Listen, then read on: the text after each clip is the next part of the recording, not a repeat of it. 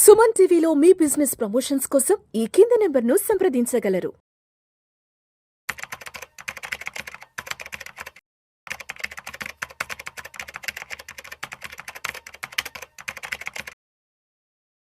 నమస్తే అండి, నేను మీ రేవంత్ చలమల. సో రీసెంట్గా నాకు కొన్ని ఎంక్వైరీస్ వస్తున్నాయి. ఫైనాన్షియల్ ఇయర్ కంప్లీట్ అయిపోయింది, సో మేము సెల్ చేసినటువంటి యూనిట్స్ ఏ ఫైనాన్షియల్ ఇయర్లోకి పడతాయి, ఇట్లా రకరకాలు. కొంతమంది ఏం చేస్తారు, కరెక్ట్గా March 31 లాస్ట్ డే సెల్ చేసేసి ఆ టైంకి ఉండేటువంటి లాస్ని దానికి ఆఫ్సెట్ చేయటము, లేకపోతే ప్రాఫిట్ని ఆ ఇయర్లోనే బుక్ చేసుకోవటము, ఇట్లా చేస్తూ ఉంటారు. కాకపోతే ఇక్కడ ఏమవుతుంది, మనకి ఆయన కొంతమంది అడుగుతున్న ప్రశ్న ఏంటి అని అంటే, March 31కి నేను అమ్మినట్లయితే నాకు డబ్బులు ఏ 2వ తారీఖు 1వ తారీఖు వచ్చి పడుతున్నాయి. సో బేసిక్గా అసలు ఇప్పుడు ఏ ఫైనాన్షియల్ ఇయర్లోకి అది సెటిల్ అయినట్టు? నేను March 31కి అమ్మేశా, అమ్మిన దాని ప్రకారం మాత్రం లాస్ట్ ఫైనాన్షియల్ ఇయర్, కానీ డబ్బులు మాత్రం April 1, 2 తారీఖుల్లో వచ్చి పడుతున్నాయి. సో ఈ ప్రశ్న ఒకటి బాగా వెలుగులోకి వస్తుంది. సో దీని గురించి దాంతోపాటుగా మరికొన్ని మార్కెట్కి సంబంధించినటువంటి, అంటే మన మ్యూచువల్ ఫండ్స్కి సంబంధించినటువంటి మరికొన్ని అంశాల గురించి, అంటే మన పర్టికులర్గా ట్యాక్స్ రిలేటెడ్ ఇష్యూస్ గురించి ఒకసారి నేను డిస్కస్ చేసే ప్రయత్నం చేస్తాను. So long term capital gain ట్యాక్స్కి సంబంధించి కూడా మరికొన్ని డౌట్స్ ఉన్నాయి కొంతమందికి.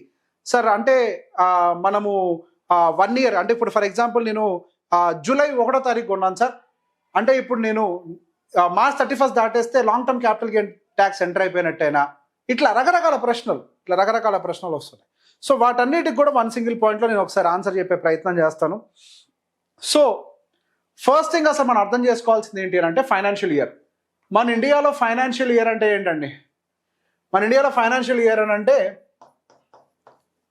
April 1 నుంచి నెక్స్ట్ ఇయర్ March 31 వరకు ఉండేదాన్ని ఒక ఫైనాన్షియల్ ఇయర్గా ట్రీట్ చేస్తాం. ఇది మన ఫైనాన్షియల్ ఇయర్ క్యాలెండర్. సో ఇక్కడ నుంచి ఇక్కడ వరకు జరిగే ట్రాన్సాక్షన్స్ అన్నిటిని కూడా ఈ ఫైనాన్షియల్ ఇయర్లోకే మనం తీసుకొని రావడం జరుగుతుంది. సో ఫస్ట్ కేసు వచ్చేసరికి ఇందాక నేను చెప్పినట్టుగా ఒక వ్యక్తి 31వ తారీఖున అమ్మేశాడు. ఎప్పుడు? మార్చ్. అంటే ఈ లెక్క ప్రకారం March 31 అనేది ఫైనాన్షియల్ ఇయర్కి ఎండింగ్ డే, కానీ ఆయనకి డబ్బులు మాత్రం నెక్స్ట్ ఫైనాన్షియల్ ఇయర్లో డేస్ మారిపోయినాయి, ఇయర్ కూడా మారిపోయింది కదా. నెక్స్ట్ ఫైనాన్షియల్ ఇయర్ ఎప్పుడు అప్రాక్సిమేట్గా ఒక 2వ తారీఖు వచ్చినాయి అని అనుకుందాం. సో ఈ కండిషన్లో ఏ ఫైనాన్షియల్ ఇయర్లోకి మీరు చేసిన ట్రాన్సాక్షన్ కన్సిడర్ చేయబడుతుంది? నెక్స్ట్ ఫైనాన్షియల్ ఇయర్లో వేయాలా, ఈ ఫైనాన్షియల్ ఇయర్లో వేయాలా? సో యాక్చువల్గా అయితే మీరు 3 గంటల లోపల బిఫోర్ 3 PM ట్రిగ్గర్ అయితే ఆర్డర్, ఎక్స్చేంజ్ కనుక ఆర్డర్ ట్రిగ్గర్ వెళ్ళిపోతే బిఫోర్ 3 PM అది ఆ ఫైనాన్షియల్ ఇయర్లోకి వస్తుంది. డబ్బులు ఎప్పుడు సెటిల్ అవుతాయనే సంబంధం లేదు. ఎప్పుడు ఆర్డర్ ఎగ్జిక్యూట్ అయింది, ఎప్పుడు అమ్మేసాం, డబ్బులు కొంత లేట్గానే రావచ్చు, డజంట్ మ్యాటర్. మనకు మధ్యలో హాలిడేస్ ఉన్నట్టు ఇంకా లేట్ కూడా అవుతుంది, అది డజంట్ మ్యాటర్. కానీ మనకి మాత్రం ఆ ఫైనాన్షియల్ ఇయర్లోకి ట్రీట్ అవుతుంది. కానీ ఆ పర్సన్కి మాత్రం ఆ ఫైనాన్షియల్ ఇయర్లోకి రాలేదు, నెక్స్ట్ ఫైనాన్షియల్ ఇయర్లోకి వెళ్ళిపోయింది. మరి March 31 3 గంటల లోపల అమ్మేస్తే ఆ ఫైనాన్షియల్ ఇయర్లోకి రావాలి కదా అని అంటే ఆ రోజు మార్కెట్ హాలిడే. సో March 31వ తారీఖున మీరు అమ్మినప్పటికీ ఆ రోజు కనుక మార్కెట్ సెలవైనట్లయితే అది నెక్స్ట్ ఫైనాన్షియల్ ఇయర్లోకి వెళ్ళిపోతుంది. మీరు ఎగ్జిక్యూట్ చేసేటప్పుడు ఆ రోజు ఖచ్చితంగా వర్కింగ్ డే అయితేనే అది ఆ రోజు ట్రాన్సాక్షన్ డే కింద కన్సిడర్ చేయబడుతుంది. మీరు కనుక లేట్గా ఎగ్జిక్యూట్ చేసినట్లయితే అది నెక్స్ట్ డే ట్రాన్సాక్షన్లోకి ఎగ్జిక్యూట్ చేయబడుతుంది.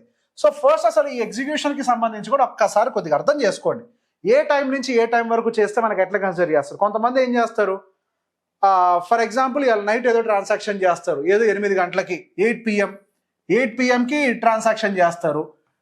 ఫర్ ఎగ్జాంపుల్ అనుకుందాం అది ఫ్రైడే అని అనుకుందాం. మనం ఏమవుతుంది, మనకేమనిపిస్తుంది, అరే ఈరోజు క్లోజింగ్ ప్రైస్ బాగుంది కదా, 8 PMకి కదా మనం ఎగ్జిక్యూట్ చేసింది, ఆ రోజు ప్రైస్ వస్తుంది. రాదు. మనకి ఎప్పుడైనా సరే ఆ ట్రాన్సాక్షన్ డే రోజు బిఫోర్ 3 PM, అంటే బిఫోర్ 3 PM జరిగితే same transaction day.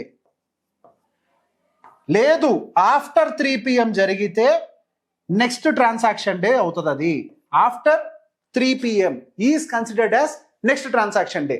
Next day ఏ ప్రైస్ అయితే సెటిల్మెంట్ ఉంటుందో, క్లోజింగ్ ప్రైస్ సెటిల్మెంట్ ఉంటుందో, ఆ యూనిట్ ప్రైస్ని, ఆ NAV ప్రైస్ని మనకి అలొకేషన్ ఇవ్వడం జరుగుతుంది. సో ఎప్పుడైనా సరే, సో ఫైనాన్షియల్ ఇయర్లో మనం బుకింగ్ చేయాలంటే ముందు నుంచి ప్లాన్ చేయాలి. క్యాలెండర్ హాలిడేస్ ఎప్పుడు ఉన్నాయో చెక్ చేసుకోవాలి. ఇవన్నీ చూసుకోకుండా సింపుల్గా మనం అమ్మేశాం కదా అని అనుకుంటే అది మనకు అన్నెసరీ స్ట్రెస్ని మాత్రమే క్రియేట్ చేస్తుంది.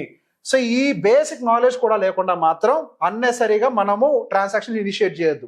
ఇవన్నీ మనకు తెలియకపోతే ఏం చేయాలి? సీఏని అప్రోచ్ అవ్వాలి. Let the CA asking ago holidays ఎప్పుడు ఉన్నాయి చూసి నాకు ఇట్లా ట్యాక్స్ లాస్ హార్వెస్టింగ్ లాంటివి చేసి పెట్టమని చెప్పి. సో నెక్స్ట్ వచ్చేసరికి అసలు మనకి లాంగ్ టర్మ్ అంటే ఏంటి, షార్ట్ టర్మ్ అంటే ఏంటి?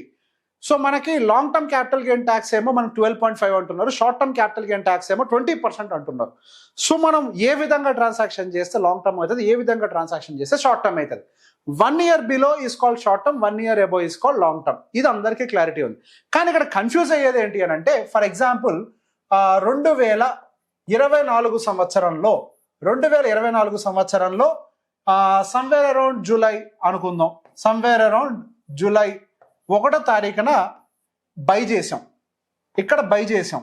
మనమేమనుకుంటాం 2025 మార్చ్ 31 దాటేస్తే మనకి లాంగ్ టర్మ్ క్యాపిటల్ గెయిన్ ట్యాక్స్లోకి ఎంటర్ అవుద్ది అనుకుంటాం. కాదు, this is not how it works.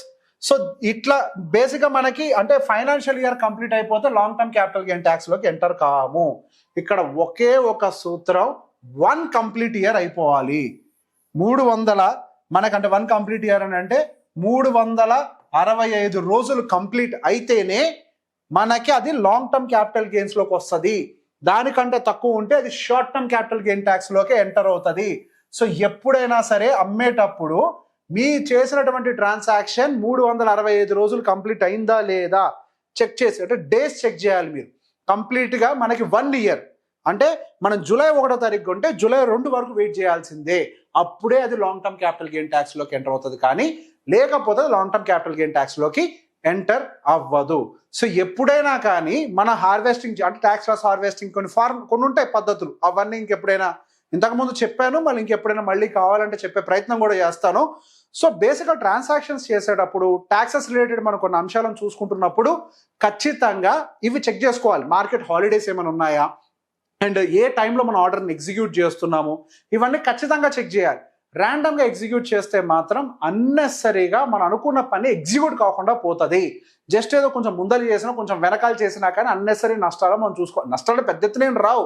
So called ఏదైతే మీరు ఈ హార్వెస్టింగ్ కోసం చేయాలనుకున్న పనులు ఉంటాయో అవి ప్రాపర్గా ఎగ్జిక్యూట్ అవ్వవు. సో ఖచ్చితంగా ఇక నుంచి ఏదైనా తెలియకపోతే అయితే మన కామెంట్ సెక్షన్లో ఎక్కడ పెట్టండి, ట్రై చేస్తాను అడ్రస్ చేయడానికి, లేదా ఒక సీఎన్ కన్సల్ట్ అయ్యే ప్రయత్నం చేయండి. Thank you very much.